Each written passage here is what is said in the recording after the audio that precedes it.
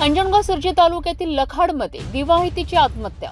सासरच्या त्रासाला कंटाळून टोकाचे पाऊल. वारंवार पैशाची मागणी होत असल्याने तिने अखेर आत्महत्येच्या टोकाचे पाऊल उचललेत.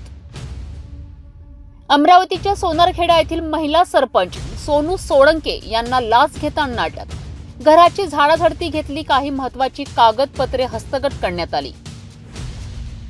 अमरावती जिल्हा सामान्य रुग्णालयात भीम ब्रिगेड संघटनेचा आत्मदहनाचा प्रयत्न. दर्यापूर येथील 3 वर्षे चिमुकलीवरील अत्याचार प्रकरण गाजतंय. उपचारात दिरंगाई, भीम ब्रिगेडने व्यक्त केला संताप. सिटी न्यूजची बातमी प्रसारित होताच वाहतूक शाखा झाली अलर्ट. बडनेरा येथील वाहतूक शाखेची संयुक्त कारवाई. वाहन चालक व ऑटो चालकांवर कडक कारवाई. जलजीवन मिशनचे काम अपूर्ण, ग्रामस्थांना वर्षानुवर्षे पाणी टंचाईचा त्रास. यवतमाळमध्ये संतप्त ग्रामस्थांचं आंदोलन पेटलं.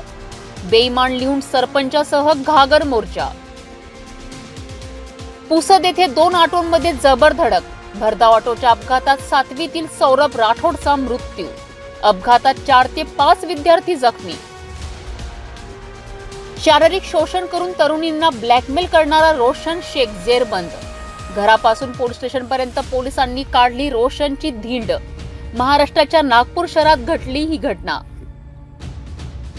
महाराष्ट्रातील उर्दू शाळांमध्ये महिला शिक्षकांसह धक्कादायक कृत्य.